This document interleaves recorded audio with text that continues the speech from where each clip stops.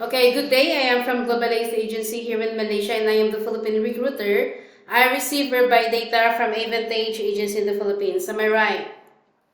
Yes, ma'am. Can you speak English or can you understand English? Yes, ma'am. I understand. Are you a 100% willing to come and work here in Malaysia? Yes, ma'am. Do you have any friends or any family members working here? No regret, ma'am. Are you healthy or do you have any health issues in your body? No, ma'am. If you feel unwell, better stay in the Philippines so that you won't give us problem at the same time, okay? Yes, ma'am. Our interview, this is recorded and it will be uploaded in our YouTube channel. But at the same time, your profile will be uploaded in our website. Do you agree? Yes, ma'am. I Why did agree. you choose to come and work here in Malaysia? I see your profile that you've been working in Hong Kong. I want to experience another country, ma'am. Okay, so can you help me introduce yourself, please? Uh, I'm Iselin Motita, 34 years old.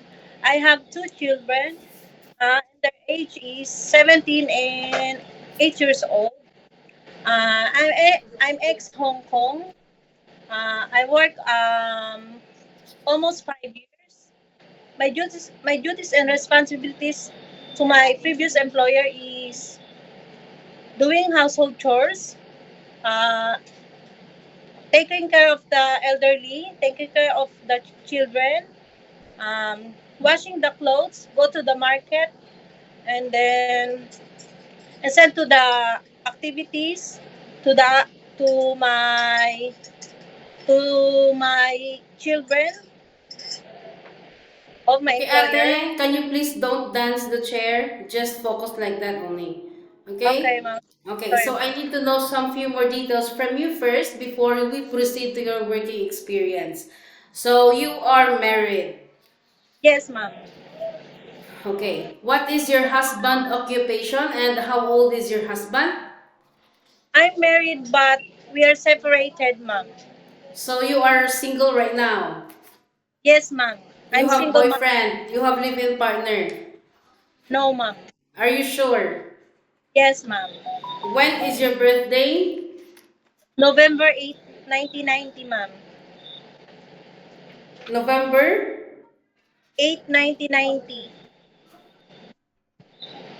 What is your height and your weight? My height is 5'4". My weight is 57, ma'am, kilos. What is your religion? Uh, INC, ma'am. What about your educational background? High school graduate, ma'am.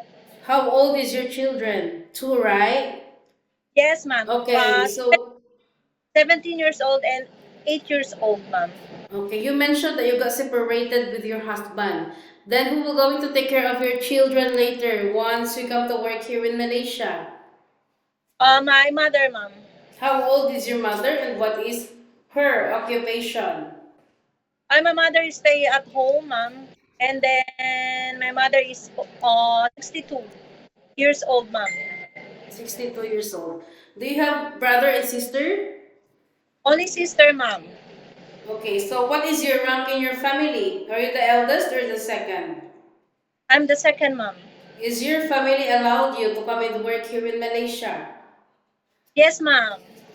Okay, so you mentioned that you have a working experience in Hong Kong, which is you do the house chores, marketing, laundry, take care of the children, and take care of the elderly. Did you do the ironing? Yes, ma'am. Did you cook there? Yes, ma'am. Chinese food.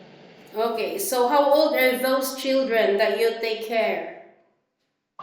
4 and 7 years old, ma'am. What about the elderly? The elderly is 68 Is years. it female or male? Female, ma'am. Okay, so according to your profile, it was stated that you have a work experience in Hong Kong way back 2018 to 2022, correct? Yes, ma'am. You worked there for 4 years Yes, ma'am. in one employer only. Yes, ma'am.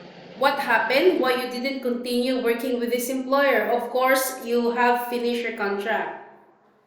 I want to try to stay in the Philippines to for good. And Oh, then now so Malaysia because I haven't enough money to go back to Hong Kong.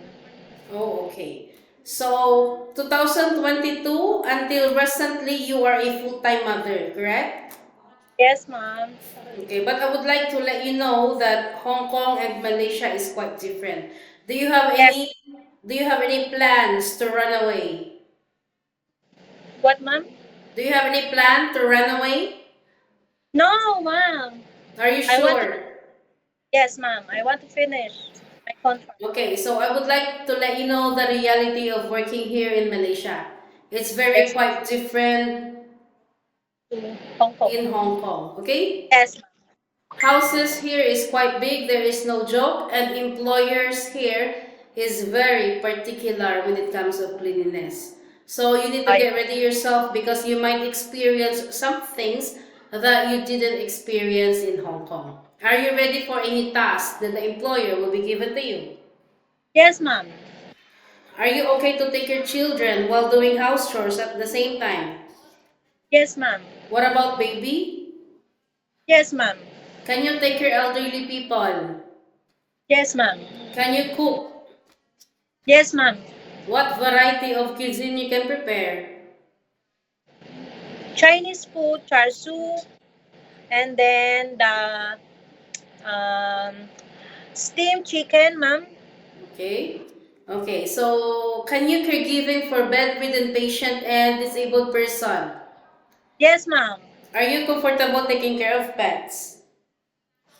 Oh, yes, ma'am. Yes, ma'am. So you will going to sign a 2 years contract. Any uncertain situations that might happen to your family back in the Philippines, please be remind yourself that you cannot easily go back home.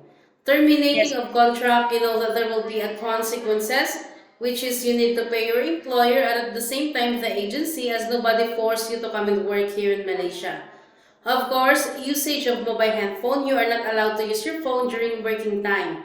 But instead, you can hold your phone during nighttime only after you finish your job for the whole day, and you will render your phone on the next morning before you start your work. Of course, I you are entitled to have a rest once a week, but you are not allowed to go out on your rest day. You will only going to stay. stay only inside the employer's house, and if you will work, employer will going to compensate your salary. Are you okay with our rules and regulations? Yes, ma'am. We don't force people to come here. It's either you agree or you disagree. If you disagree, it's fine. You can stay in the Philippines or find job opportunities into other countries, yeah? Yeah, ma'am. Normally, how do you fight your homesickness? You see, you've been stuck in the Philippines for almost 3 years. Then I know that homesickness will frequently attack you. How will you gonna handle it later? Um, I know how to handle, ma'am. In what way you can handle your homesickness? I want to try to do something to make busy and then not think about in the Philippines. Okay, always remind yourself why you wanted to come and work abroad because you wanted to sustain your family's needs. Yeah? Any problem, any concerns, inform your employer because you will be the one working inside the premises for 2 years. In Philippines, you can be the boss there. You can do whatever you want. But here in Malaysia, we need to be humble ourselves. We need to respect the culture of the employer. We need to follow the rules and regulations of the employer at the same time. Yeah? Yes, ma'am. I think that's all for now. Thank you for your time. It was my pleasure meeting you. But please stay connected through WhatsApp because Globalize agents will going to contact you to conduct an interview together with the employer. Yeah? Yes, Thank ma'am. you so much and have a good day. Thank you, ma'am. Bye-bye.